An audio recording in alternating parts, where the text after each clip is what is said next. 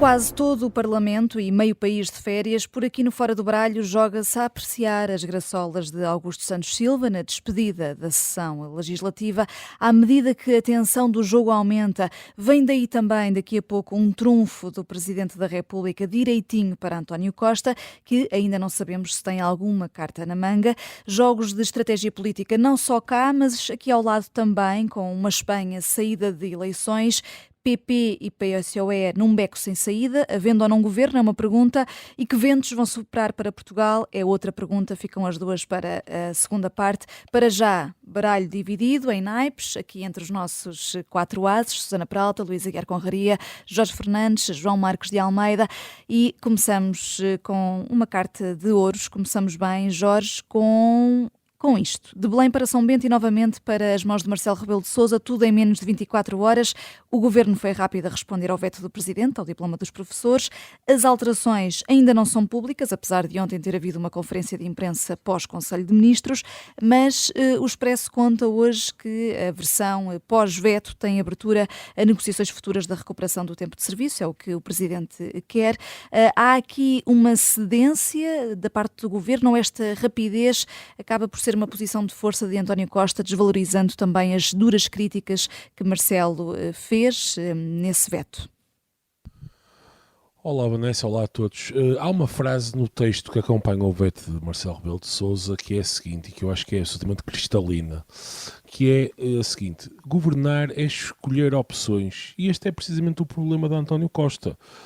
Não é que o governo dele não faça opções, o governo dele faz opções, mas ao longo destes anos todos nunca as fez de forma clara e procurou sempre esconder que existem ganhadores e perdedores dos conflitos políticos e sociais.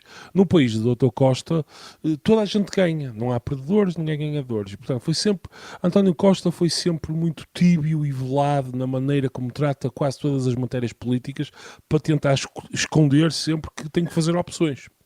E este é precisamente o problema na matéria dos professores. Na minha opinião, eu acho que o Marcelo Rebelo de Sousa, Presidente da República, chamou a atenção de um problema grave que deve ser resolvido devidamente e de forma definitiva antes do início do ano letivo. Depois, houve estes anos da pandemia, não é? Quer dizer, em que, ao contrário da propaganda, e bem sabemos, houve perdas imensas e fundamentais nas aprendizagens, e o ano letivo passado, apesar de já não estarmos em pandemia, enfim, foi aquilo que sabemos, as escolas em quase ruptura, com greves constantes. E aquilo que o Marcelo Rebelo de Sousa chama a atenção é o seguinte, independentemente daquilo que possa ser a solução, seja a recuperação total, seja parcial, seja eventualmente uma bonificação da reforma, o Governo tem de chegar a uma solução definitiva com os professores. Quer dizer, não é impossível, para o bem das crianças, dos alunos, do futuro do país, continuarmos neste impasse. O Governo tem de fazer política, tem de negociar. E, portanto, quer dizer, a minha posição sobre se é desejável ou não que os professores recuperem todo o tempo de serviço é irrelevante aqui. O mais importante do veto do Presidente da República é que António Costa tem definitivamente que chegar a uma solução estável, que garanta a paz social nas escolas, e quer dizer, e é evidente que muito provavelmente a solução que António Costa vai arranjar vai ter custos políticos para o Governo e vai fazer com que o Governo tenha que assumir publicamente que beneficiou os professores de uma maneira ou de outra e que outras pessoas podem não ser beneficiadas. Mas quer dizer, mas é isto. E voltando ao início... É isto, mas olha que há aqui já um semitrunfo da Susana Peralta. Susana? Eu não vou discordar do Jorge que António Costa não gosta de assumir os custos das políticas. Só queria dizer que isso não é no país do Dr. Costa. Isso é em todos os países. E certamente em Portugal. Eu ainda me lembro da noite em que Passos Coelho foi à televisão dizer que a resolução do BES não ia custar dinheiro aos contribuintes e até podia fazê-los ganhar dinheiro. Portanto, isso é da política, não é do Dr. Costa. O Dr. Costa não é a personificação de todos os defeitos da política, ou em todo o caso não está sozinho na personificação desses defeitos. Há um trunfo, outro, do Luís Aguiar Conraria, e é para vocês os dois, Susana e Jorge. Luís. Pois, é verdade, porque eu acho que aqui estão a ser injustos com o António Costa. Porque António Costa, com os professores, foi absolutamente claro. Ameaçou a demissão quando na Assembleia da República foi aprovada a recuperação do tempo integral dos professores. Portanto, nós podemos acusar o António Costa de ser muitas vezes troca-tintas e não querer assumir responsabilidades. Neste caso, ele assumiu. Infelizmente, acho que assumiu as erradas. Mas que assumiu e que ameaçou demissão e que havia o cenário de demissão do governo e possibilidade de convocar eleições antecipadas por causa da reposição do tempo de serviço dos professores. Portanto, neste assunto em concreto, eu acho que Costa assumiu os custos. Infelizmente, acho que está do lado errado. Agora, de resto, concordo com tudo o que foi dito antes. Passamos agora para uma carta de espadas para Augusto Santos Silva, e esta carta é do João Marques de Almeida. João, o Presidente da Assembleia da República, esta semana protagonizou uma iniciativa inédita, chamou os jornalistas para fazer um balanço da legislatura e abriu a porta a normalizar a relação com o Chega depois das férias parlamentares, ali com umas farpas pelo meio. E as tuas espadas são por causa disso? São. Olá Vanessa, olá a todos também. São porque, mais uma vez, Augusto Santos Silva mostra que não se comporta como se deve comportar um Presidente da Assembleia da República. Primeiro, ele acha que o lugar dele é um lugar executivo. Ele continua a comportar-se na Assembleia da República como se fosse uma espécie de um ministro sem pasta do Partido Socialista, o super-ministro sem pasta do Partido Socialista. Ele dizer que é isento faz qualquer pessoa em Portugal rir-se, tirando os socialistas. Mas ele acha que tem poderes executivos sobre os outros deputados. Quer dizer, que não tem manifestamente. Não é esse o papel do Presidente da Assembleia da República. Os outros deputados, em termos de representação, valem tanto como o Presidente da Assembleia da República. Foram todos eleitos para serem deputados. E o Presidente da Assembleia da República, quando falta ao respeito aos deputados, tem que perceber que está a ofender o eleitorado português que elegeu aqueles deputados. Mas depois, além deste comportamento, há ali um lado jocoso. Augusto Santos Silva, eu vi as imagens quando ele disse isso, e ele acha-se imensa graça a ele próprio. Mas isto é uma atitude de um adolescente. Os adolescentes é que contam anedotas e riem-se imenso, porque acham graça a si próprio. Mas que eu saiba, Augusto Santos Silva já deve ter passado a idade da adolescência há muito tempo. Mas em algumas coisas continua-se a comportar como adolescente. Aquilo é típico. E depois aquela piadinha com eu não acredito em prisão perpétua, quando fala do Chega, obviamente que tem a ver com o Chega a defender a prisão perpétua, em alguns casos. Mas é o género de coisa que ele diz, que quer dizer que não fica bem ao Presidente da Assembleia da República. E ele diz para depois ir comentar com os amigos. Estão a ver, eu mandei aquela boca, não sei o quê, e depois dão imensas gargalhadas, riem-se imenso, num restaurante ou a almoçar na Assembleia da República. Quer dizer, é patético. Tudo isto é patético e o Presidente da Assembleia da República, como a segunda figura do Estado, devia comportar-se de outra maneira. É só isso. Sei que o Jorge Fernandes te assiste. Jorge, podemos avançar ou queres acrescentar alguma coisa? Não, concordo absolutamente com o João. Acho que, acima de tudo, a ideia, aquilo que eu achei mais curioso em Augusto Santos Silva foi quando lhe pediram uma autoavaliação e ele disse, não, isto foi tudo muito eu sou completamente isento e neutro, quer dizer, manifestamente, ou ele está a ser irónico ou então manifestamente perdeu completamente a noção da realidade. Estava a ser cínico, Jorge. Depois da assistência vem o trunfo do Luís Aguiar Conraria. Estás imparável. Porque... Não, eu aqui trunfo porque acho que, apesar de concordar com muitas críticas, e eu tenho feito muitas a Augusto Santos Silva, nós aqui não nos podemos esquecer do outro lado, e que o outro lado é o comportamento do Chega. Quer dizer, já tivemos aquele espetáculo indecoroso do Chega quando a Assembleia da República recebeu o Presidente da República do Brasil.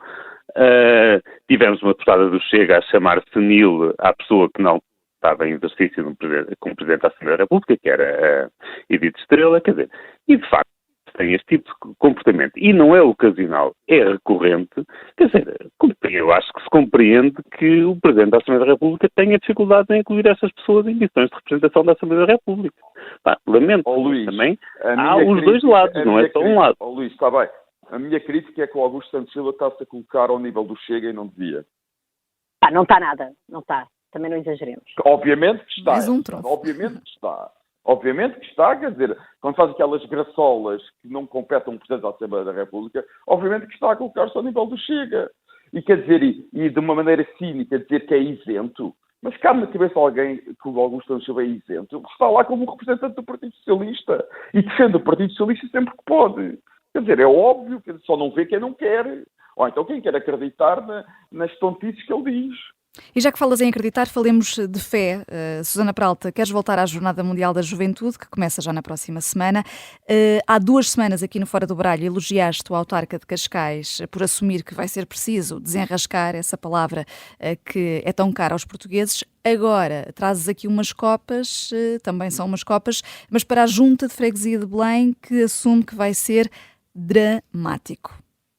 Sim, é o meu rei de copas para Fernando Ribeiro Rosa, peço desculpa, que é o presidente da Junta de Freguesia de Belém, que vai receber 2 eventos de grande importância da Jornada Mundial da Juventude, que eu também acho que é importante sublinhar, são o Parque do Perdão e a Feira Vocacional. O Parque do Perdão é o sítio onde as pessoas vão conversar, a Feira Vocacional não consegui apurar, mas portanto ele diz que isto vai ser o fim do relevado do Jardim Vasco da Gama, diz Fernando Ribeiro Rosa, vai ficar tudo estragado, vai ser um prejuízo enorme, e depois até diz que isso lhe devia dar acesso ao céu. Portanto, ele diz que se ele fosse, enfim, que ele pedia a Deus Nosso Senhor que quando chegasse a minha hora de verdade e quando chegasse lá acima, me deixasse entrar para o reino dos céus, porque autorizamos isto neste espaço magnífico e vamos ficar com isto tudo estragado.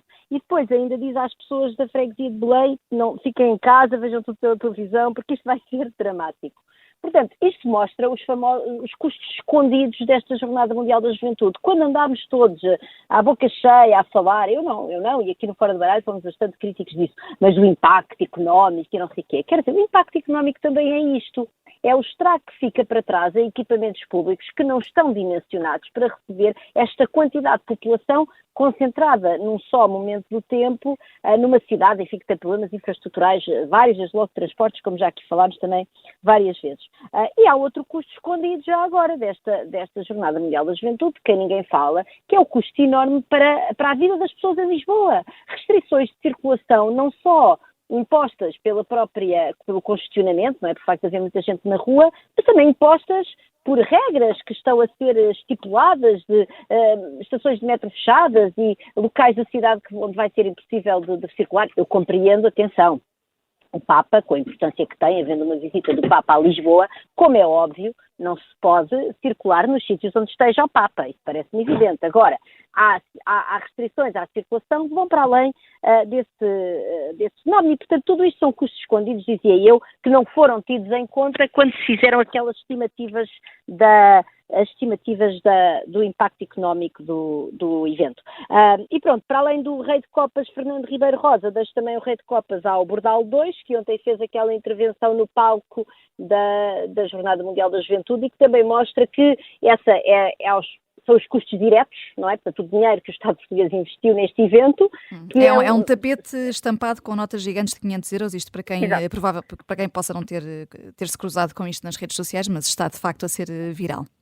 E que mostra que, de facto, o Estado português está a gastar dinheiro num evento que vai causar transtorno na vida das pessoas e quando, como Bordal 2, como o Artur Bordal quis sinalizar, há, de facto, imensas necessidades neste momento, enfim, um período inflacionista, as pessoas a passar por dificuldades várias, aumento das taxas de juros e talvez houvesse melhores prioridades para usar o dinheiro público. Novo trunfo, João Marcos de Almeida.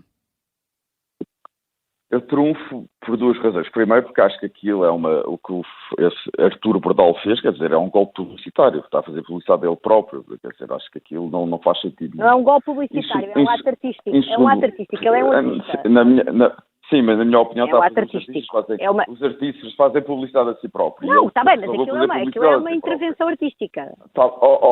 Eu já percebi, Susana, mas a minha opinião é que ele fez um golpe publicidade a si próprio, que temos opiniões diferentes. Em segundo lugar, convém aqui lembrar, porque ele fez aquilo perto do altar do Papa, onde o Papa vai falar, quer dizer que os custos, é preciso lembrar, o Papa não pediu a Portugal para organizar as Jornadas Mundiais da Juventude. Foi o Governo que decidiu e que se ofereceu e que se candidatou para organizar as Jornadas Mundiais da Juventude. Portanto, se querem fazer críticas com os custos, façam críticas ao Governo, não façam críticas ao Papa, que foi o que ele implicitamente fez. Portanto, esta iniciativa é o Walk of Shame, de Bordal II, e Shame on You, Estado português. Luísa Aguiar Conraria, trazes aqui uns paus para a dificuldade do Estado em atrair pessoas com competências para altos cargos. Isto começa a ser recorrente.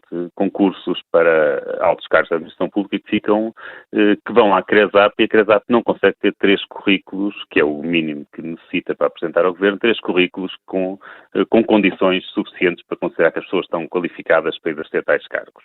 Quer dizer, e às vezes, eu penso que às vezes a explicação pode ser simplesmente pela baixa remuneração. Por exemplo, o concurso público que abriu para Diretor-Geral de Saúde, quer dizer, Diretor-Geral de Saúde, vamos lá ver, estamos a falar da posição que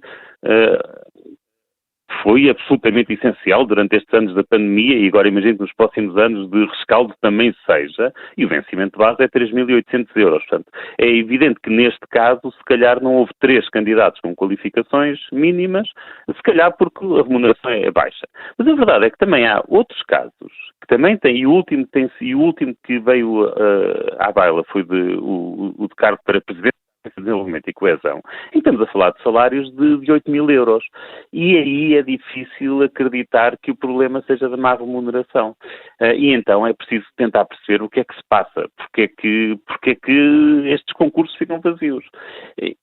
E não sei, acho que aqui é necessário uma reflexão do Estado português e do Governo português. Quer dizer, eu arrisco aqui, no caso desta Agência para o Desenvolvimento e Coesão, aqui arrisco que a explicação seja porque toda a gente sabe quem é que vai ganhar, que é uma antiga Secretária de Estado que já lá estava por nomeação e que agora, face à ausência de candidatos, foi nomeada por 5 anos. E, portanto, as pessoas já sabem quem é que lá vai ficar, portanto, não se dão ao trabalho de se candidatar. Eu acredito que tenha sido esse o caso. Mas pode não ser, né? Pode haver outros motivos, pode de facto haver aqui alguma dificuldade estrutural do Estado português em atrair pessoas qualificadas para estes altos cargos e nós temos de encontrar a solução para isto. Porque senão temos o pior dos 2 mundos, que é um Estado grande e muito fraco, porque não tem as pessoas qualificadas em lugares-chave. E isto é um Estado que se deixa capturar muito facilmente. Pode ser que as férias ajudem a refletir. Fazemos aqui uma curta pausa. Voltamos já para a jogada da semana.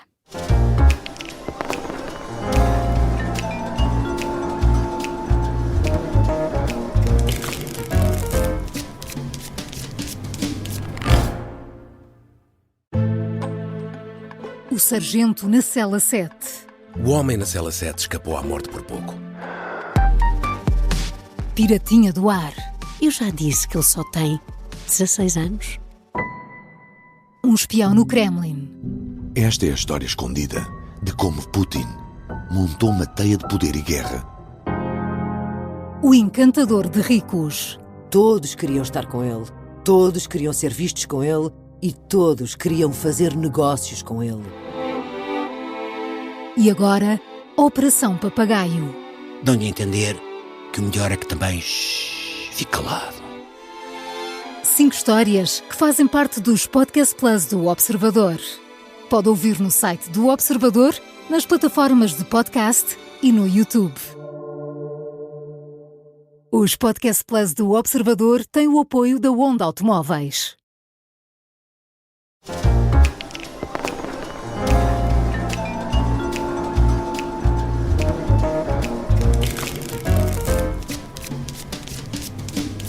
Viajamos até a Espanha, na jogada da semana, com o regresso prometido a Portugal. Há lições a aprender por cá das eleições do último domingo aqui no país vizinho. Já lá vamos. Primeiras contas que se estão a fazer em Espanha.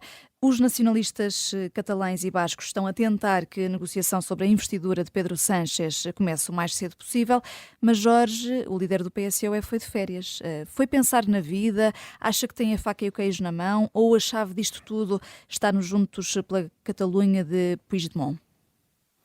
Obviamente que Sánchez não tem a faca e o queijo na mão, quer dizer, na medida em que não tem uma maioria suficiente para sozinho, não é? E sem necessitar de outros partidos para conseguir formar governo. A chave de tudo isto está, obviamente, no Juntos, não é? Cujo líder está a fugir à justiça e alvo num mandato internacional de prisão, independentemente daquilo que cada um acha sobre a questão catalã. Estes são os factos, e Puigdemont cometeu crimes à luz da Constituição Espanhola e há um mandato contra ele. Para além disso, o partido dele tem ligações, de acordo com o relatório de abril da União Europeia, com a elite russa e o crime organizado. E é público e notório em Espanha, ninguém nega isso, nem eles próprios, que o movimento independentista foi pedir dinheiro a Putin para alavancar a sua campanha. E, portanto, é com esta gente que Sanches está a tentar negociar. Dito isto, eu acho que os resultados das eleições não foram maus. Porque há uma coisa que eu achei interessante, que mostrou, os resultados das eleições mostraram claramente um reforço do centro moderado. Se olharmos para a evolução das votações do PSOE e do PP juntos ao longo dos últimos 10 anos, mais ou menos, enfim, os partidos estão em franca recuperação, e depois do Vox e do Podemos estarem ali, houve ali uma altura, aliás, o que eles queriam fazer era fazer um surpasse, não é, desses partidos. O Vox, por exemplo, nestas eleições perdeu 600 mil votos, o que não é uma coisa pouca, e cerca de metade do grupo parlamentar, que é uma coisa que eu acho altamente positiva. Aliás, o problema do PP foi precisamente esse, foi não ter conseguido ainda esvaziar, se é que isso alguma vez vai acontecer, esvaziar completamente o Vox. Antes de continuares, deixa só aqui o João Marcos de Almeida trunfar. Eu discordo do Jorge parcialmente. É verdade que os moderados tiveram uma larga maioria, os dois partidos moderados, mas o grande problema é que isso não adianta de nada se os partidos moderados não conseguirem falar um com o outro nem fazer entendimentos. Pois, e a mas verdade era isso que eu ia dizer a seguir. É muito simples, não é? Não conseguem fazer entendimentos. Portanto, o aumento de voto ou a votação elevada dos partidos moderados de nada serve para uma solução do governo quando eles não conseguem conversar um com o outro. É muito simples. Não, era isso que eu ia dizer a seguir. Eu acho que o povo espanhol foi relativamente sábio nas urnas e claramente penalizou o PP porque, quer dizer, havia não havia uma dualidade. Eu acho que não havia dualidade. Qualquer pessoa sabia que se o PP tivesse maioria com o Vox, fazia uma coligação no dia seguinte. Isso era uma não questão. Quer dizer, claro que Feijó tentou, mentiu e não sei o quê, mas é evidente que isso ia acontecer. Agora, é aquilo que o João estava a dizer, as elites não parecem ter a mesma sabedoria que o povo teve. Em vez de existir aquilo que seria um movimento natural, que seria Sanches viabilizar o governo minoritário do PP, Sanches está metido em conversações com partidos antissistema, isto é, são partidos cujos programas políticos abertamente dizem, portanto, têm posições que são contrárias a disposições da Constituição Espanhola. Em Portugal é evidente que se diz bem, o PC e o Bloco são contra a NATO, etc. Mas no fundamental, quer dizer, nenhum nem outro são contra arranjos políticos da Constituição Portuguesa. Enfim, portanto, apesar de tudo, nem querem a independência de alguma região. Nem querem o PCP não quer que o Alentejo ganhe a independência do país, não é? E, portanto, quer dizer, o Sanches está aqui à procura de um movimento, está a falar com 8 partidos, dois deles, pelo menos, são muito pouco recomendáveis, e é evidente que a avaliação política de quem são os parceiros é muito importante, quer dizer, e este é que é o problema para mim, eu não percebo, aliás, isto é uma repetição do que aconteceu em 2016, quando o PP ganhou as eleições, e houve uma guerra civil dentro do PSOE, porque a ala moderada do PSOE queria viabilizar o governo minoritário do PP, e isso acabou por acontecer, mas na altura houve uma verdadeira guerra civil. Sanches era líder do partido e foi corrido, porque as elites moderadas prevaleceram, e foi corrido na altura, e o PSOE na altura viabilizou um governo do PP. Infelizmente, claro que Sanches agora está numa posição muito mais forte e não, quer dizer, é impossível ser corrido, e será ele a determinar o que vai acontecer. E estando Sanches aqui nessa posição mais forte, Luís Aguiar Correia, o que interessa aqui é conseguir a maioria parlamentar, porque isso no fundo é a democracia a funcionar? Não, quer dizer, não. Não é a todo custo. Não consigo ter uma visão assim tão instrumental. Agora, é evidente que as maiorias parlamentares são essenciais, não é? E não é possível pensar que se consegue formar governo contra uma maioria estável, digamos assim. Eu estava a ouvir, eu sou especialista nisto, mas estava a ouvir o Jorge e a pensar, Jorge, quais são os partidos em relação aos quais, na tua opinião, devia ser feita uma cerca sanitária? E se retirares esses partidos, como é que fica a distribuição de votos de esquerda e direita? Sim. Em Espanha. Sim, em Espanha. Os partidos é o Vox à direita e o Juntos e o Bildu à esquerda. E apagando esses, como é que ficamos em deputados, em esquerda e direita? Se pensar só no PSOE e no... Não estou a pensar só no PSOE, estou a pensar, apagando esses 3 partidos, como é que ficaria a divisão do Parlamento? Quem é que tem maioria, a esquerda ou a direita? se pensa o PSOE, sim, o PSOE e o Sumar, eu penso que têm penso que têm mais deputados. Então a consequência da cerca sanitária da que estás a falar é o PSOE ser governo. Nesse caso, a consequência que estás a dizer, ou seja, se aplicarmos uma cerca sanitária a esses partidos que são mesmo nada recomendáveis, eu estou a usar o teu padrão, que eu nem sequer tomei posição sobre, porque eu de facto aí não conheço o suficiente. Então nesse caso o que temos é uma maioria de esquerda no Parlamento, certo? E agora o regime, se de facto em Portugal e em Espanha os governos são eleitos por blocos, se aplicando a cerca sanitária e afastando essas pessoas altamente não recomendáveis, pronto, então nesse caso se calhar o que tínhamos era que os partidos de direita moderada deviam apoiar o Bloco de Esquerda, ou a obrigação está a ser tudo da esquerda só porque houve um partido que teve mais deputados. Houve um partido de direita teve mais deputados. Hoje é o dia em que vão sair, acho que à hora que estamos aqui a falar, ainda não temos há votos por correspondência. Portanto, fora de Espanha, não é? As pessoas em Espanha não existe círculo da Europa ou fora de outras pessoas, morando fora de Espanha, continuam a votar no seu círculo eleitoral normal.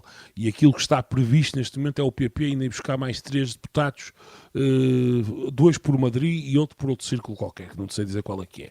Mas mesmo neste cenário, é evidente que PSOE e Sumar têm mais deputados que o PP, mais cerca de 5. Jorge, desculpa lá, Jorge, tu caíste na armadilha do Luís. O Luís foi muito habilidoso, tu caíste na armadilha. Vamos lá pôr as coisas. Ele pediu-me informação e eu com os dados não brinco. Não. Jorge, deixa-me falar. O Vox não se compara aos partidos independentistas da Catalunha e do País Basco. Calma. O Vox podes comparar ao Sumar. Eu não vejo qual é a diferença. Não podes comparar. Olha, desculpa lá, podes. Desculpa, agora deixa. Está bem. Então, mas vamos ouvir só o João, o argumento do João, e já te ouvimos a ti, Susana. Podes falar ou não? Podes comparar, sim senhora. Quer dizer, o Vox e o Sumar, quer dizer, são partidos radicais, mas não são partidos que põem em causa a ordem constitucional de Espanha.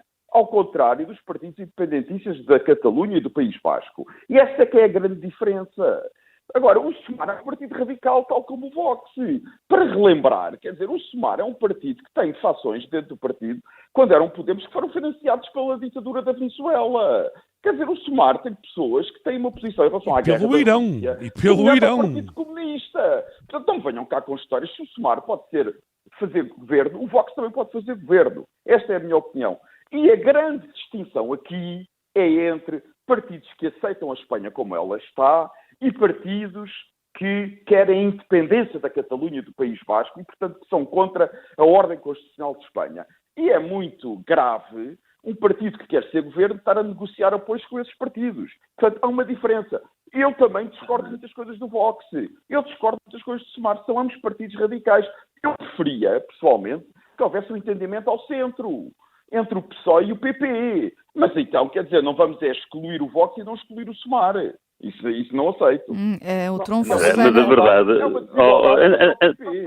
Desculpa. Antes de passar à Susana, só porque fui eu que fui interrompido, mas quer dizer, nós aqui não nos podemos esquecer que no último governo PP, e foi com o governo PP, com atitudes bastante, digamos que, intransigentes em relação a autonomias e independências, que de facto a questão da secessão em Espanha se colocou a sério. Portanto, esses partidos de direita mais radicais, muitas vezes acabam por estimular... Está bem, independência sim, ou seja, e foi o governo. Está bem, João, agora deixa-me falar.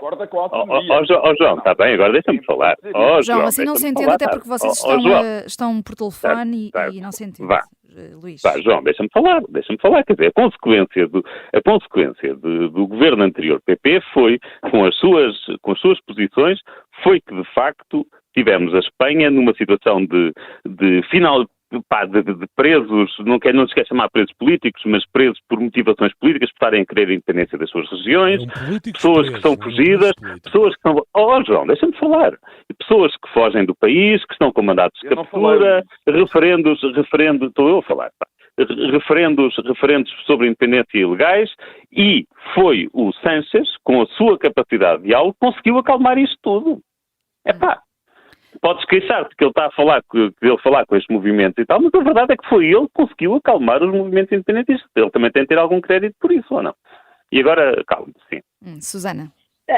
Eu concordo completamente com o Luís. Ou seja, o Sánchez é a favor da unidade de Espanha. Nunca ouvi nada, nem nunca ele fez nada que indiciasse o contrário. É óbvio que ele fala com pessoas que nós achamos que são irrecomendáveis sob esse ponto de vista. No entanto, como o Luís disse, falar com essas pessoas acalma-as e, inclusivamente, esvazia bastante os movimentos independentistas, como se viu pela transferência de voto ao centro nestas eleições. E não é nada claro que a posição mais intransigente do PP relativamente às questões autonómicas, independentistas, sendo que eu, obviamente, eu percebo bem a diferença, eu sou federalista, eu percebo muito bem a diferença entre reclamar mais autonomia e reclamar a secessão. O problema é que, quando nós somos demasiado centralizadores e quando temos um discurso um bocadinho ultramontano relativamente a certos padrões centralistas, isso obviamente acicata os espíritos das pessoas que, quanto a mim mal, porque eu que sou a favor da integração europeia, do federalismo e tal, obviamente não acho bem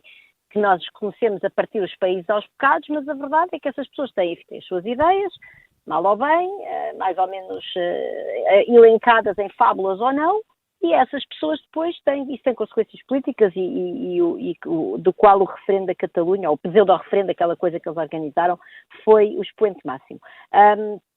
Só mais... Susana, deixa-me só dizer uma coisa. Sim, diz. Deixa-me só um minuto. Eu garanto, quer dizer, isto é mais ou menos público e é sabido, que um dos partidos que está profundamente incomodado e não contente com este resultado é precisamente os Juntos, porque os Juntos preferia 1000 vezes que o Vox e o PP fossem para o governo do que o PSOE, porque o que eles estão em franca perda eleitoral na Catalunha, eles precisavam desesperadamente que fosse para lá, digamos, a reação, para ser assim curto e grosso, para eles terem novamente maneira de inflamar aquilo. Portanto, este resultado é muito pior para eles. Claro. Exatamente. Portanto, o Sánchez tem esse efeito pacificador. Relativamente à equivalência entre o Sumar e o Vox, quer dizer, há aqui duas questões diferentes. Eu julgo que a questão das frequências antigas das pessoas, aí eu sou sensível ao facto que há, muitas vezes na opinião pública, uma facilidade de aceitar que as pessoas tenham sido amigas de gente infrequentável no passado quando é à esquerda, como por exemplo Yolanda Dias com Hugo Chávez, não vale a pena negar que ela teve posições bastante simpáticas e fraternas com um ditador perigoso que enfim, já morreu, mas o seu sucessor deixa o seu povo a morrer de fome, portanto não vale a pena, eu não tenho qualquer problema de assumir isso, mas há essa questão das frequências antigas, como por exemplo a senhora Meloni de ter sido no seu passado mussolinista, não é? E depois, como é que as pessoas se posicionam hoje em dia? E eu não tenho nenhum problema em assumir que há uma certa benevolência quando essas frequências passadas são à esquerda e não são à direita. Portanto, isso parece-me evidente. Agora, eu acho é que nós, enfim, temos de até ver, e Yolanda Dias hoje em dia não anda aí a dizer que a Venezuela é o seu exemplo nem nada. E o Podemos, que foi obviamente financiado também por fontes que nós preferíamos se não tivesse sido, desintegrou-se. E Yolanda Dias fundou outra coisa com descontentes do Podemos e não sei o quê, mas eu acho que as pessoas têm direito têm direito às suas oportunidades e há muitas ideias de Yolanda Dias, do Sumar, pelas, por exemplo, nas quais eu gostaria de votar e gostaria que houvesse partidos em Portugal a propor. E deixem-me só dizer outra coisa, depois há outra coisa que é importante que é, o que é que os partidos propõem neste momento no seu país. Portanto, há uma coisa que são as amizades internacionais e tal, e depois há aquilo que está no programa dos partidos, e aquilo que está no programa do Vox são ideias que são objetivamente de destruição de conquistas importantíssimas de direitos, liberdades e garantias, como as ideias deles, por exemplo, sobre a violência doméstica. O facto de eles chamarem violência intrafamiliar para já remete para uma ideia da família e não do agregado doméstico privado, vamos dizer assim. Depois recusa a questão da violência de género, quando é sabido que a esmagadora maioria das pessoas que são vítimas de violência doméstica são mulheres, e quando é sabido também que há violência de género fora do âmbito familiar, e portanto eles ao chamar isso violência intrafamiliar A mim só me lembra o entre marido e mulher não se mete a colher. Enfim, eu podia ir aqui a mais ideias do Vox, mas quer dizer, o Vox de facto propõe retrocessos importantes em termos de direitos sociais e de liberdades das pessoas conquistadas em democracias liberais como as nossas. E o SUMAR até ver isso não acontece. E só mais uma nota para comparar o SUMAR com o Vox, que é, na noite das eleições, o Vox não deixou o El País e a cadena SER entrar na sua sede de campanha, que é, aliás, um desafio à Constituição Espanhola, à liberdade de imprensa. E o SUMAR, mais uma vez, pode ser muito radical e tal, mas aceita lá quem gosta deles, quem não gosta. Portanto, eu acho que, apesar de tudo, enfim, eu acho que essas equivalências são sempre um pouco perigosas. Pronto, e depois, finalmente, para terminar, é óbvio... É a segunda vez que dizes para terminar, Susana. Então já terminei. Então termino. Não temos muito tempo, ainda queríamos falar de Portugal. Deixa-me só perguntar ao João Marcos de Almeida se quer responder rapidamente. Não, eu não quero falar de Portugal agora, porque não tenho tempo. E preciso continuar esta discussão de Espanha, que acho que é mais importante neste momento. Até porque a questão central de Espanha não se compara com Portugal, que é a questão dos nacionalismos basco e catalão e o peso que os partidos independentistas podem ter no processo político. Essa é a questão central neste momento na política espanhola e não há comparação com Portugal. Aí acabam as comparações entre Portugal e Espanha. Mas em relação... eu acho, obviamente, que o Sánchez não quer a separação de Espanha. Não quer. Obviamente que não quer. E o PSOE muito menos. E por isso é que eu acho que ou o Juntos para a Catalunha, o partido do Puigdemont, vai abdicar da ideia do referendo e abstém-se no Parlamento, ou se o Juntos insistir na ideia do referendo, eu acho que vai haver eleições antecipadas. Não acredito que o PSOE ou o Sánchez façam um acordo que envolva um referendo na Catalunha apoiado pelo Estado espanhol. Porque isto tinha uma situação absolutamente extraordinária, que era... Não, isso é ilegal. Imagina isso é ilegal. que para já é ilegal. Era preciso mudar a Constituição. Mas imaginem que há um referendo e ganhava o voto da independência, para a independência. O que é que Madrid ia fazer? Porque a posição do PSOE oficial é que não reconhece a independência da Catalunha. Portanto, não pode permitir um referendo em que a possibilidade da independência da Catalunha está no voto. Portanto, acho que o mais provável, acho muito difícil, ou os Juntos, como eu disse, abdicam da ideia de referendo, que também me parece difícil, ou então o mais provável é termos novamente eleições antes do fim do ano. Pode haver aqui um perigo, que é os Juntos não abdicar da ideia de referendo, e Sánchez, às vezes isto acontece com os políticos, eu lembro o referendo do Brexit e de Cameron, e estou a falar disto porque assisti no Reino Unido a isto. Às vezes os políticos perdem um bocado a noção da realidade, acham que conseguem ganhar sempre, e Sánchez conseguiu um resultado melhor do que estava à espera. Como os socialistas ganharam na Catalunha, pode acreditar que ganhe o referendo na Catalunha. Eu acho que isto, apesar de tudo, é uma coisa minoritária. Mas ele pode ser tentado a acreditar esta espécie de hubris que, por vezes, afeta os políticos. Mas acho que é um risco menor, mas é um risco. E é seguramente um risco que eu acho que o resto do PSOE vai tentar convencer Sánchez a nunca permitir a realização de um referendo na Catalunha. Ou grande parte do PSOE. Jorge. Só 10 segundos só para terminar isto. Se Sánchez, já nos jornais, inclusive o El País já mostrou isso, se por acaso Sánchez, enquanto Primeiro-Ministro, deixasse ou promovesse, ou enfim, de alguma maneira, permitisse que o referendo acontecesse, o próprio Sánchez seria, enfim, em teoria, pelo menos, preso. Digamos assim, os crimes de que estão acusados agora os políticos catalães seriam os mesmos crimes que se aplicariam ao Primeiro-Ministro neste caso.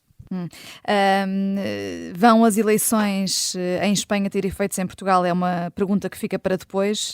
Poderemos analisar isso mais tarde. O que percebemos é que, pelo menos, PSD e Chega estarão a repensar estratégias. O Observador tem no site um artigo sobre isso. Vamos fechar o Fora do Baralho com uma homenagem a Eduardo Pita, poeta, escritor, ensaísta português, importante crítico literário. Morreu esta semana com 73 anos. Jorge Fernandes, até era para ter sido o teu naipe na primeira parte e uma carta de ouros. É verdade, não podia deixar esta semana de lembrar Eduardo Pita, acima de tudo, um belíssimo crítico literário que sempre lutou contra o gongorismo da academia e que, enfim, a academia, e ele não era académico, durante anos, a fio, décadas, tentou estabelecer o cânon português e criar baias e muitas vezes, enfim, lutar contra pessoas que não tinham as credenciais académicas, como não tendo a capacidade para ser críticos, etc. E Eduardo Pita era talvez dos críticos literários que eu mais gostava de ler em Portugal e para além disso, era um cultor da literatura gay. Portanto, ele fazia esta distinção entre literatura gay e homossexual ou queer, juntamente com Frederico Lourenço. Tem um belíssimo romance que infelizmente está esgotado. Eu tenho um exemplar disso, o Cidade Proibida. Por outro lado, eu gostava particularmente do blog que ele mantinha há cerca de 20 anos, o Da Literatura, onde fazia observações mordazes e muito perspicazes sobre a vida tal como ela é, que era uma expressão que ele usava recorrentemente, em Portugal ou no mundo. Era um socialista empedernido, mas era claramente uma personalidade muito interessante, e é pena que Portugal perca esta gente que, apesar de tudo, enfim, de forma muito clara, ele tinha as posições políticas dele de forma completamente transparente, não havia ali, ninguém ia ao engano, mas era de facto uma pessoa interessante e que dizia coisas muito, muito, muito interessantes. Eu gostava muito que houvesse uma recolha de textos e ensaios e que fosse bem publicado, porque ele merecia isso, sem dúvida nenhuma. Fica esse apelo e esta homenagem no fim do Fora do Baralho. Estamos de volta para a semana. Eu sou a Vanessa Cruz. Até lá.